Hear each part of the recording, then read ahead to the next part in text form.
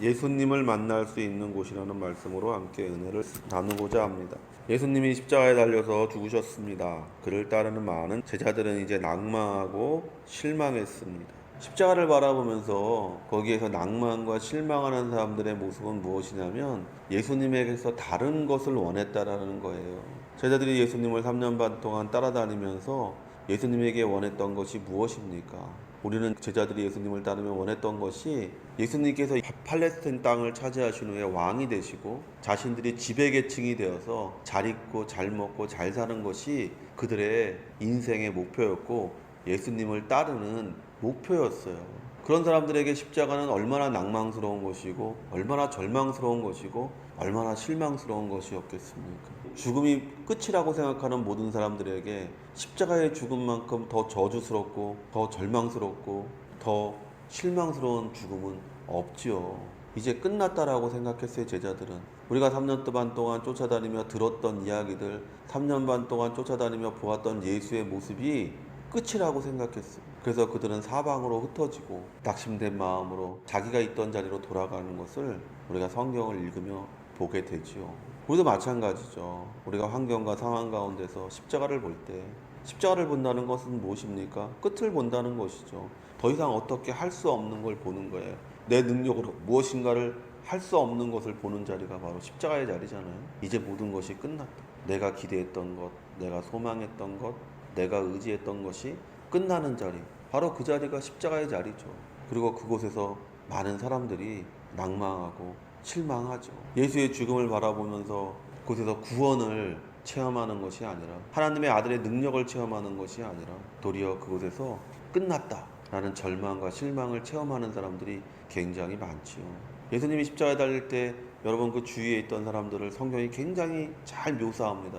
여자들은 낭망했습니다. 자기가 사랑했던, 자기가 믿고 따르던 예수님이 십자가에 달려 죽을 때 많은 여자들이 울부짖으며 낭망하고 실망했다라고 얘기합니다. 제자들 중에서는 요한을 제외한 모든 사람들이 예수님의 죽음을 보지 않으려고 다 흩어졌습니다. 그 주위에 많은 그 유대인들은 예수를 십자가에 못 박고 죽는 것을 보면서 비웃고 조롱했다고 성경은 기록합니다. 근데 그 자리에서 딱 한 사람만이 성경이 우리에게 그것을 명확하게 기록하는데 예수님의 죽으심을 보면서 딱 한 사람만이 로마인 백부장이 예수님의 죽으심을 보면서 그 사람이 이렇게 얘기합니다. 저 사람을 보라. 저 사람은 하나님의 아들이다. 그 수많은 사람들이 수십만의 사람들이 심지어는 3년 반 동안 예수를 쫓았던 사람들이 낭망하고 실망하는 그 자리에서 단 한 사람 로마 백부장이 예수 그리스도의 죽음을 바라보면서 말합니다. 저 사람을 보라.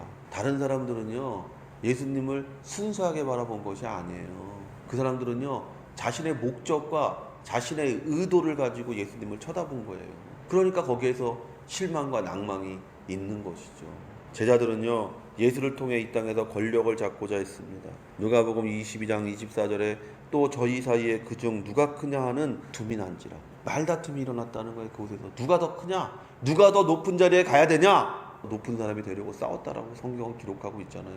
성도 여러분, 예수 그리스도의 십자가의 죽음을 이해하지 못하면 우리는 진정한 축복을 누릴 수가 없어요. 십자가를 통과하지 않고는 부활도 승천도 천국도 없습니다. 그분의 죽음은 곧 우리가 이 세상에 대한 죽음이라는 걸 이해하지 못하면 우리는 날마다 절망하고 낭망하고 실망하는 삶을 살 수밖에 없지요. 갈라디아서 6장 14절에 그러나 나에게는 우리 주 예수 그리스도의 십자가밖에는 아무것도 자랑할 것이 없습니다. 그리스도가 십자가에 못 박힘으로써 세상은 나에 대하여 죽고 나는 세상에 대해서 죽었습니다. 이 세상이 추구하는 것에 대한 죽음을 선언하는 것, 그것이 바로 내가 예수를 믿는 것이고 내가 십자가를 이해하는 것입니다. 이방인과 우리의 차이가 무엇입니까? 이방인은 세상에 소망을 두는 사람이고 우리는 하나님께 소망을 두는 사람이라는 거예요. 이방인들이 구하는 것이 무엇인지 예수님은 우리에게 말씀하셨습니다. 그들이 궁극적으로 추구하는 것들이 무엇인지를 예수님은 단순하고 명쾌하게 우리에게 보여주십니다. 아무리 화려한 미사여구를 써도 그들이 원하는 거는 잘 먹고 잘 입고 잘 사는 것이라는 거예요. 남에게 대우받는 거, 남보다 높은 위에 올라가는 거, 남보다 더 명예를 얻는 거, 그런 거 외에 그들이 구하는 다른 것들이 없다는 거예요. 이 땅에 살아가는 동물들과 무엇이 다릅니까? 배부르면 되고 편안하면 된다라고 생각하잖아요. 동물과 우리가 다른 것이 뭡니까? 하나님이 우리와 동물을 다르게 만든 게 뭡니까? 하나님을 아는 지식을 우리에게 주셨다는 거예요. 성경은 우리가 우리의 죄 때문에 무엇을 먹을까 무엇을 입을까 어디에 거할까를 염려하며 살게 되었다고 말합니다. 그리고 그 죄의 문제를 예수 그리스도께서 십자가에서 죽으심으로 해결하셨습니다. 지금 예수 안에 있는 사람은 어떤 모습일까요? 어떤 모습이어야 합니까? 고통을 벗은 사람이어야 돼요. 인생의 짐에서 자유함을 누리는 사람이어야 돼요. 빛의 사람이 되어야 돼요. 진리를 알고 진리를 사는 사람이 되어야 돼요. 영화로운 사람이 되어야 돼요. 하나님의 사람으로서 이 세상에서 참된 평화와 안식을 누리는 사람이 되어야 돼요. 이 기준을 우리에게 비추어 보면 우리가 정말 어떻게 살고 있는지를 알 수가 있는 것이죠. 우리가 이 땅을 살아가면서 그 고통을 십자가에서 짊어지신 그 예수께 다 내어 맡기고 인생의 짐을 내어 맡기고 우리가 하루하루 빛의 자녀로서 하나님의 영광을 드러내며 살고 있는지, 아니면 여전히 남들보다 조금 더 갖고 남들보다 조금 더 좋은 옷을 입고 남들보다 더 이름이 뛰어나고 남들보다 더 많은 사람을 지배하는 그러한 삶을 원하는지를 자신에게 물어보면 되는 거예요. 스스로를 속이지 마십시오. 예수 안에 있지 않은 많은 교회를 다니는 사람들이 여전히 이 세상적인 것에 빠져서 세상적인 것을 추구하고 살고 있습니다. 오늘 주님은 제자들에게 갈릴리로 가라고 말씀하십니다. 그리고 그곳에서 나를 보리라고 말씀하셨습니다. 우리가 부활하신 주님을 만날 수 있는 곳, 그곳은 바로 갈릴리입니다. 지금 성도 여러분이 인생의 어떤 문제와 고통과 좌절과 어려움 가운데 있다면 지금 갈릴리에 있는 것입니다. 갈릴리가 있는 것이 뭡니까? 의미하는 바가 뭡니까? 흑암의 땅이라고 얘기하잖아요. 해변에 있는 흑암의 땅, 그 다음에 이방인의 땅, 그 땅에서 주님이 우리를 만나시겠다라고 얘기하고 있는 거예요. 어려움과 환난과 고통과 문제 가운데 있는 자들에게 주님이 오셔서 그런 자들을 예루살렘으로 인도하시는 거잖아요.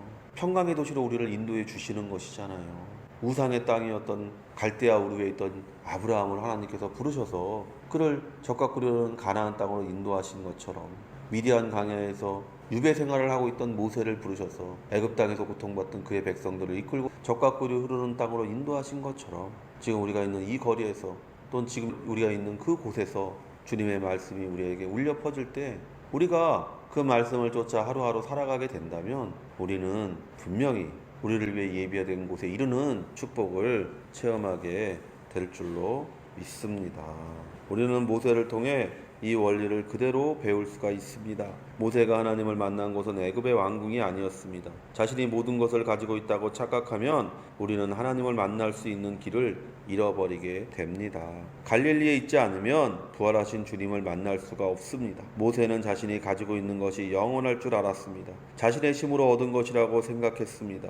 지금 인생을 살아가는 여러분, 혹시 여러분이 지금 가지고 누리고 있는 것이 자신의 힘으로 얻었고 영원할 것이라고 생각하고 있지는 않습니까? 누가복음 12장 20절에 하나님은 이르시되 어리석은 자여 오늘 밤에 내 영혼을 도로 찾으리니 그러면 내 예비한 것이 네 것이 되겠느냐 하셨으니. 부자가 얘기하는 거예요. 농사를 지었는데 와, 농사가 엄청 잘 됐네.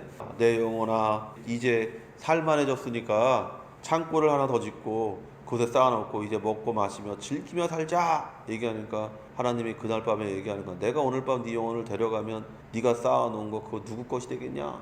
그거 네 게 아니라는 것이죠. 모세가 그와 같은 삶을 살았다라는 거예요. 자기가 애굽의 왕자로서 40년을 살면서 자신이 누리는 모든 것들이 내가 잘나서 누리는 것이라고 생각한 거죠.